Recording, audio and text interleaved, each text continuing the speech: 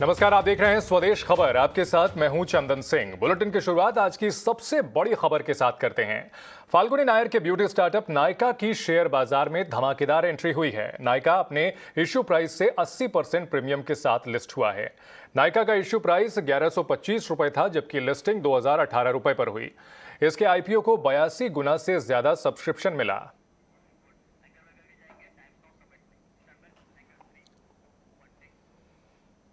और अब आपको सीधे लिए चलते हैं टाइम्स नाउ समिट में। So when you have a large jihadist group like we had in Afghanistan, you get jihadis from all over the world that come to fight the Great Satan. Well, the Great Satan has now gone home. And so all of these various jihadis are now going home as well. And we've already seen violence upticks in Syria and in Iraq, in Pakistan, and in Kashmir. So the threat here to India is not that there's going to be some sort of amalgamation of Pakistan and Afghanistan into some sort of Islamic superstate. Pakistanis can't control it. The challenge is from Pakistan's weakness. The biggest risk to India right now is that Pakistan's internal inconsistencies under the Khan government just collapse the place under its own incompetence, and Pakistan falls into a period of kind of internal navel gazing where the question becomes who can duct tape this place together. And in that environment, the Haqqani network is going to be doing things in Kashmir without any sort of sponsorship from Islamabad. So there is a risk of greater violence to India, but not at the state level. And as long as Pakistan can hold on by the fingernails, the nuclear question is held at bay, at least for now.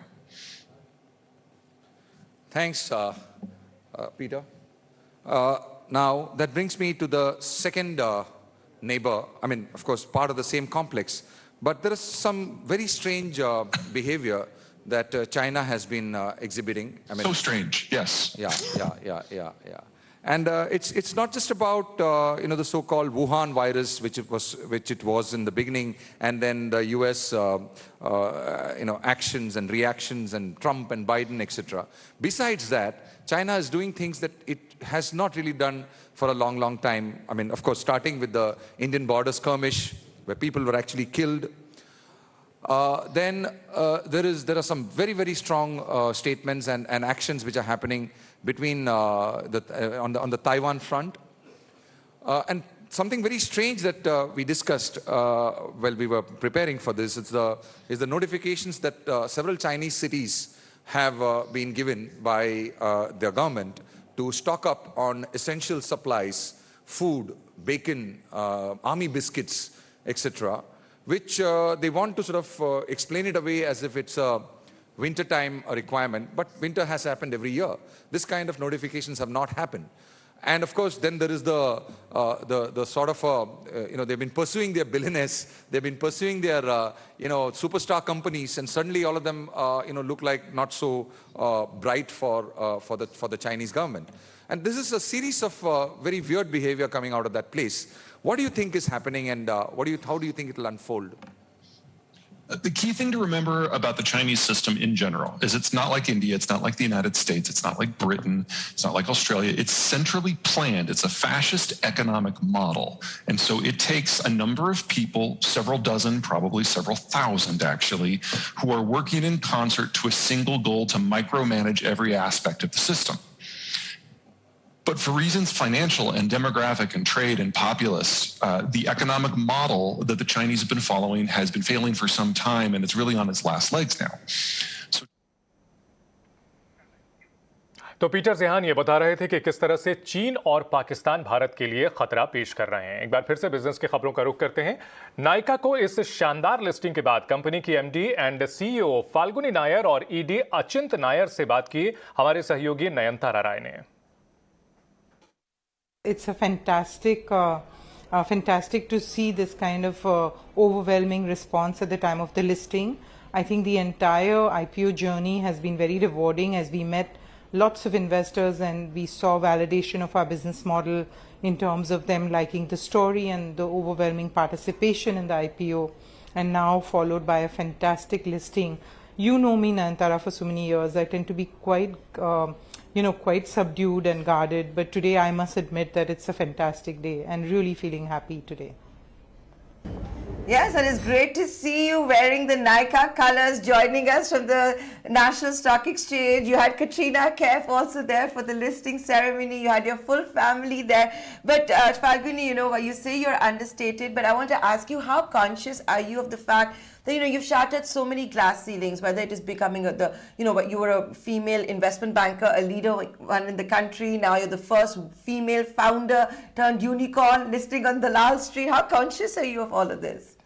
Like I said, I don't like the gender bias, but yes, I'm very conscious of the fact that we as women need to really want to be bold enough to dream and then not be afraid to pursue our dreams, and then the appropriate rewards will follow. So I'm just glad I did it, and my only message to all the women out there is that don't be afraid to dream. And I think dreaming and being, like we say, being in the spotlight of your life should be on you, and that's very important. Anchit, when are we going to see the Nayak in Nykaa? Yeah, so I think, Nayanthara, we've already launched the Nykaa Man app, and it's pretty much the same thing we do for women on Nykaa.com, we're doing for men. We think men have been actually the ignored segment of the population when it comes to beauty and grooming historically. So, we saw an opportunity there, and we've launched the app. It's called NykaaMan.com, and it caters to all the grooming and lifestyle needs of the Indian men. So we're very excited. So that's our Nayak equivalent to the Nykaa. Paytm के IPO में पैसे लगाने का आज आखिरी दिन था। आखिरी दिन इश्यू 1.89 गुना सब्सक्राइब हुआ है। इसमें क्वालिफाइड इंस्टीट्यूशन बायर्स यानी क्यूआईबी का हिस्सा 2.79 गुना सब्सक्राइब हुआ है। रिटेल निवेशकों का हिस्सा 1.5 गुने से ज्यादा भरा है। एनआईआई का हिस्सा करीब 24% ही भरा है। पेटीएम को 4.83 करोड़ शेयरों के लिए 9.14 करोड़ बोलियां मिली हैं। कट ऑफ प्राइस पर 1.05 करोड़ बोलियां हासिल हुई। पेटीएम का आईपीओ 8 नवंबर को खुला था। इसका प्राइस बैंड 2080 से 2150 रुपए प्रति शेयर तय हुआ था। 18,300 करोड़ रुपए का पेटीएम का आईपीओ देश का सबसे बड़ा आईपीओ है।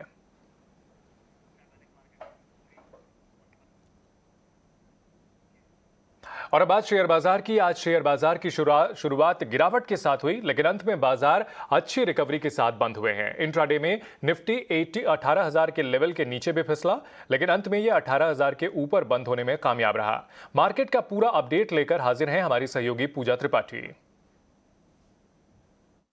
बाजार में आज दिन भर दायरे में कारोबार होता हुआ दिखाई दिया। आखिरी कुछ घंटों में सेंसेक्स में करीब 80 अंकों से ज्यादा की कमजोरी और निफ्टी में करीब 40 अंकों की कमजोरी देखने को मिली, लेकिन बैंक निफ्टी में लगातार दबाव जारी रहा और आज भी 300 अंकों से ज्यादा की गिरावट आज बैंक निफ्टी में भी देखने को मिली है। इसके अलावा कुछ और इंडेक्स की बात करें तो मेटल, रियल्टी और निजी बैंकिंग शेयरों ने आज बाजार पर दबाव बनाया। वहीं दूसरी तरफ ऑयल एंड गैस और ऑटो शेयर थे जो कि संभले रहे। निफ्टी में गेनिंग साइड पर बात करें तो आज यूपीएल, भारती एयरटेल, एमएनएम, ब्रिटानिया यहां पर अच्छी मजबूती देखी गई। वहीं दूसरी तरफ निफ्टी में गिरने वाले शेयरों में आज इंडसइंड में दबाव काफी ज्यादा हावी था। इसके बाद हिंडाल्को, टाटा स्टील और कोल इंडिया यहां पर भी ये शेयर आज दबाव के साथ कारोबार कर रहे थे।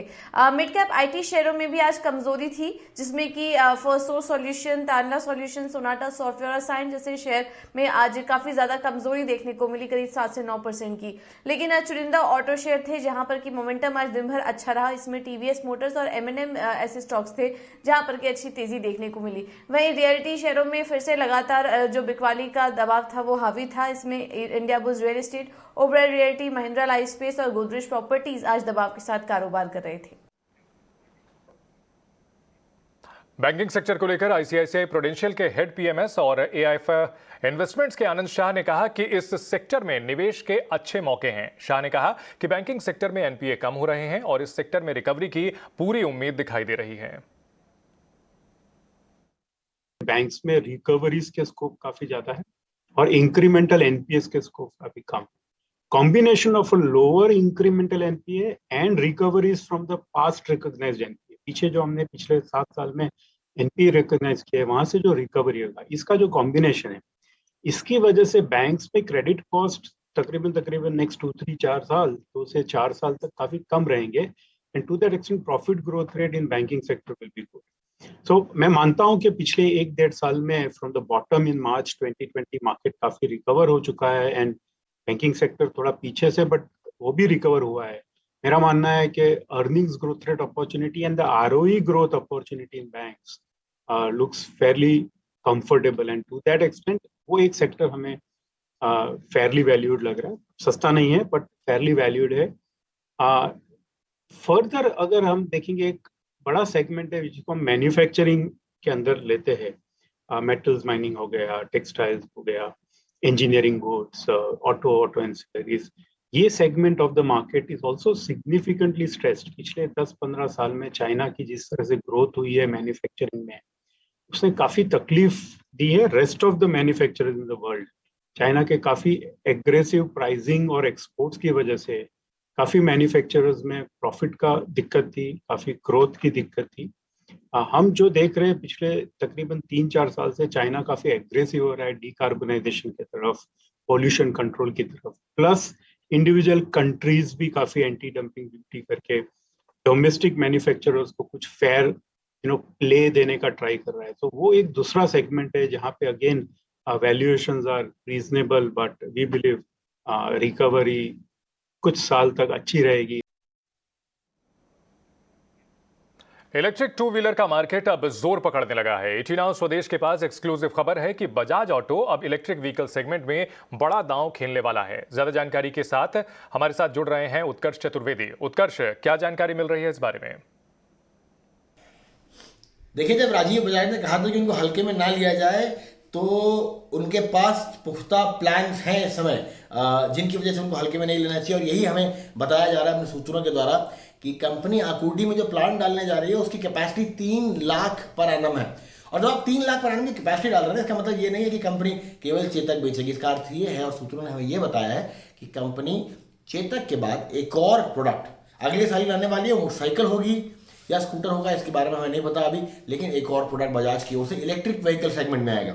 उसके बाद इस समय जो कंपनी का चेतक है उसमें जो मोटर लगी है, उसमें जो चार्जर लगा है वो बॉश से आता है. कंपनी इन खर्चों को काटना चाहती है और इसीलिए कंपनी ने अपनी R&D में अपना खुद का मोटर और अपने खुद के चार्जर को डिज़ाइन कर लिया है. देखिए, अगर आप इलेक्ट्रिक व्हीकल की बात करते हैं ना, उसमें 3 सबसे इंपॉर्टेंट चीज़ होती हैं: मोटर, बैटरी, चार्जर. अब बैटरी तो इस समय जो बैटरी सेल्स है स्पेशली वो तो बाहर से ही आते हैं, लेकिन जो मोटर है, जो चार्जर है, ये सारी जो चीज़ें हैं अब बजाज खुद बनाने वाली है.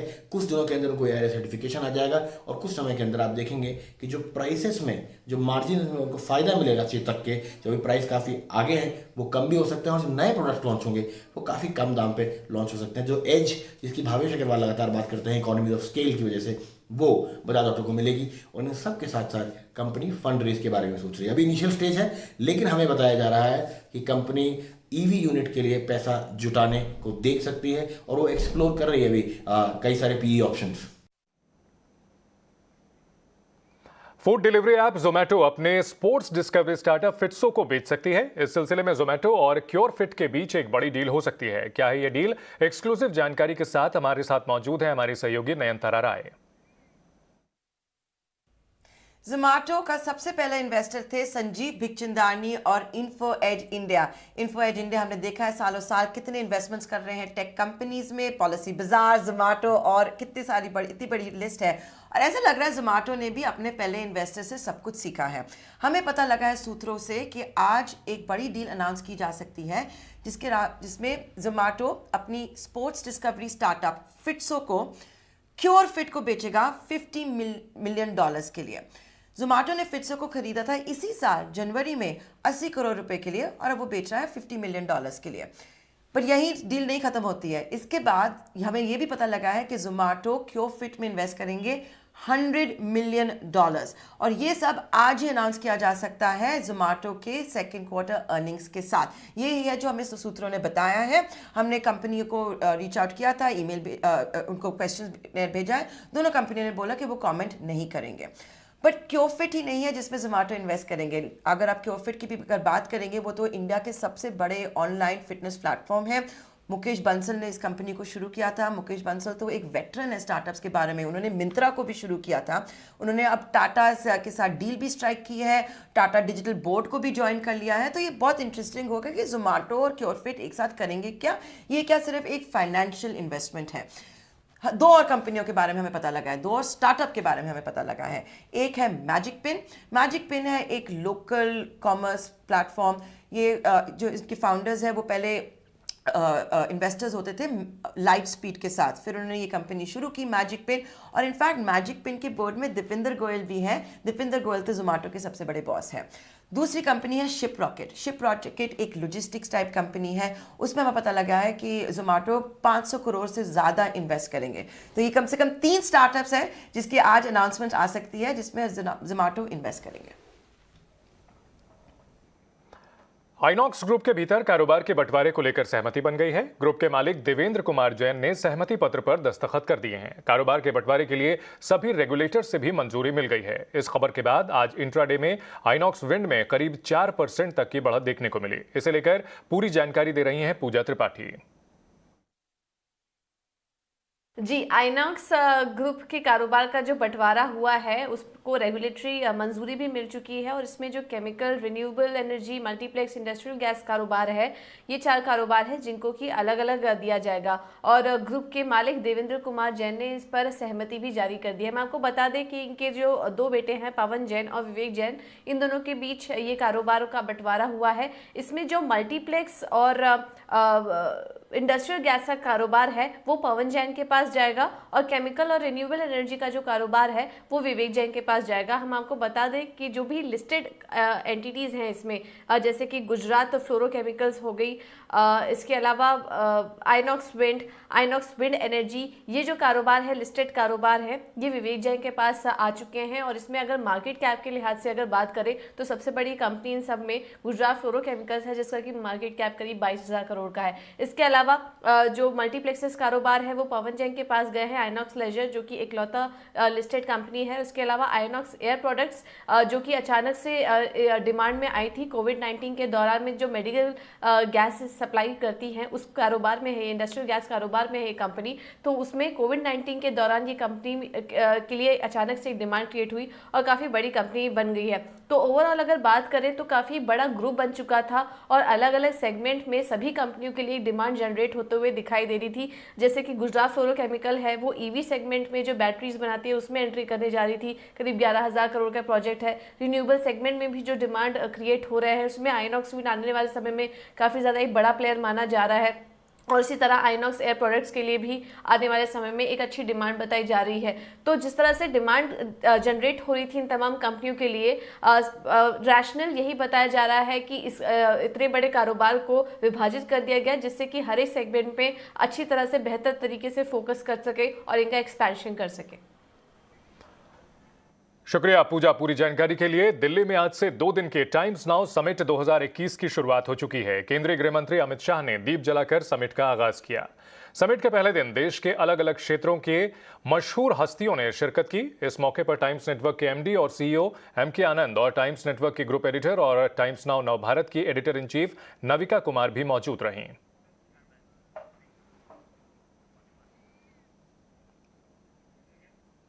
टाइम्स नाउ समिट में पेट्रोलियम मंत्री हरदीप सिंह पुरी ने कहा कि पेट्रोल डीजल की कीमतें सरकार नहीं बल्कि मार्केट तय करता है। सरकार को पेट्रोलियम प्रोडक्ट्स पर एक्साइज ड्यूटी कोविड संकट के चलते बढ़ानी पड़ी है। When we had to in effect a total economic lockdown on account of the pandemic, because a decision had to be made on a choice between life and livelihood, the sheer requirement of survival required that we choose life, and we were not the only ones to do it. The price of petrol at that point of time, international price per barrel, came down to $19.56, March 2020. Today, the price per barrel, I don't know, these CMDs of the oil companies are here, they would know it, but I think it should be $83, $84 per barrel. I'm looking to, it fluctuates every day. Navika ji, why do states, I mean governments, determine prices for some of these things? They don't. It's the market which determines it. If the price of petrol has gone up from $19.56 a barrel to $84 a barrel, it's the global market which is doing it. What do? We undertake a legitimate function of which any state does, is to collect some excise. What did we do with that excise? During the course of the pandemic, I think we distributed free food for 3 meals in a day to something in excess of 90 crore of our citizens. The vaccine distribution figure should be about 106 crores or 108 crores today. We have a number of programs, Pradhan Mantri Awas Yojana, Ujjwala. I mean, if I count this out, it's going to take up all the time, leaving you no time to grill me. So all I'm going to say is, we were able to navigate through very difficult times. We were able to make sure that during the pandemic, and then when we opened up, moved from life to livelihood, we opened up the economy. Today, I can tell you with confidence, the petrol and diesel offtake in overall terms is higher than pre-COVID times. Times now summit में केंद्रीय परिवहन मंत्री नितिन गडकरी ने कहा कि भारत सड़कों का जाल बिछाने में वर्ल्ड रिकॉर्ड बना रहा है। मोदी सरकार देश को 5 ट्रिलियन इकोनॉमी बनाने की दिशा में तेजी से काम कर रही है और इसमें विश्व स्तरीय सड़कों का जाल बेहद अहम है। सरकार इसके लिए युवा इंजीनियरिंग टैलेंट का भी इस्तेमाल करने जा रही है। Let me just ask you, sir, ambitious infrastructure targets have been set. How do you think you're going to achieve them over the next few years, and give us a little sense of the roadmap? Actually, India has got a huge potential for development. India is the fastest growing economy. The young, talented engineering manpower, highest in the world, is available with India. And most important thing is now our economy is growing. For the economy, for the industry, we need good infrastructure. That is water, power, transport, and communication. As far as the road sector is concerned, we are now presently making 38 kilometers per day. In spite of problem because of we are facing COVID-19, still we have the highest world record of making of road construction 38 kilometers per day. For this year also, we have already recorded 3 world records. One is making of cement concrete 4-lane road, 2.5 kilometer in 24 hours in Mumbai-Delhi express highway on Vadodara section. That is to be world record. The second world record, that is going to Bijapur and in Karnataka and in Maharashtra, Solapur-Bijapur way. We have constructed 1-lane bitumen road of 26 kilometers in 22 hours. So the construction of highway 38 kilometers per day, we are highest in the world. This 3 world record clearly indicates that our government under the leadership of Prime Minister Narendra Modi ji has given highest priority for development of good infrastructure in the country. We are making not only roads, but we are making green express highways, we are making airports, we are making waterways, and also there is a great increase in the railway, 2-laning, 4-laning also there, and it is also to be increasing and making good records. So that is the reason that we are totally giving all facility for development of the infrastructure in the country. And this infrastructure is going to increase our export, is going to increase more production in industrial sector, and 100% it is going to create more jobs. And exactly that is the dream of our Prime Minister, to make Indian economy as Atmanirbhar Bharat and 5 trillion economy. केंद्रीय cabinet ने MP lads fund को एक बार फिर शुरू करने के प्रस्ताव को हरी झंडी दे दी है। कोरोना के चलते इस पर रोक लगा दी गई थी। एमपी लैड्स फंड में इस साल हर एक सांसद को 2-2 करोड़ रुपए दिए जाएंगे। आज प्रधानमंत्री नरेंद्र मोदी की अध्यक्षता में हुई कैबिनेट की बैठक, जिसमें एमपी लैड्स फंड के साथ साथ और भी कई अहम फैसले लिए गए। 15 नवंबर को भगवान बिरसा मुंडा जी की जयंती है, जो अंग्रेज शासन के विरुद्ध संघर्ष करने वाले एक महान स्वतंत्रता सेनानी हैं और समाज सुधारक रहे, जिनको जनजातीय समुदायों एवं देश भर के श्रद्धापूर्वक स्मरण किया जाता है। इनके आज़ादी की लड़ाई में योगदान को देखते हुए भी 15 नवंबर को जनजातीय गौरव दिवस घोषित करने का निर्णय लिया गया है। आर्थिक स्थिति में सुधार को देखते हुए जिस तरह से इकोनॉमिक रिकवरी भी हुई है और अलग अलग सेक्टर्स में हमने बढ़ोतरी भी देखी है, 2021-22 की शेष अवधि के लिए एमपीलैड की स्कीम को कार्यान्वित करने का निर्णय किया गया है। इससे प्रत्येक एमपी को, सभी सांसद जो अभी हैं उनको 2-2 करोड़ रुपए की किस्त आवंटित की जाएगी, जो 2021-22 की है। लेकिन जो बाकी के 3 वर्ष रहते हैं 2022-23 से लेकर 25-26 तक, उस समय के लिए 5-5 करोड़ रुपए की पूरी किस्त माननीय सांसदों को अपने क्षेत्र के विकास के लिए दी जाएगी। आर्थिक मामलों की जो मंत्रिमंडलीय समिति है उसकी अध्यक्षता करते हुए माननीय प्रधानमंत्री जी के नेतृत्व में ये तय किया गया है कि भारतीय कपास आयोग को, सीसीआई को, कॉटन कॉर्पोरेशन ऑफ इंडिया को 17,408 करोड़ रुपए की कमिटेड प्राइस सपोर्ट को मंजूरी दी गई है। और ये इसलिए है क्योंकि कपास के क्षेत्र में लगभग 60 लाख किसान सीधे तौर पर जुड़े हुए हैं। वर्ष 2015-16 में एथेनॉल ब्लेंडिंग प्रोग्राम के अंतर्गत इसको इम्प्लीमेंट करने के लिए जो निर्णय किया गया, उससे पिछले वर्षों में गन्ना किसानों और चीनी मिलों की आर्थिक स्थिति में सुधार हुआ है। एथेनॉल के दामों ने चीनी क्षेत्र को री एनर्जाइज करने का काम किया है। स्वदेश खबर में फिलहाल इतना ही। आप बने रहिए ईटी नाउ स्वदेश के साथ।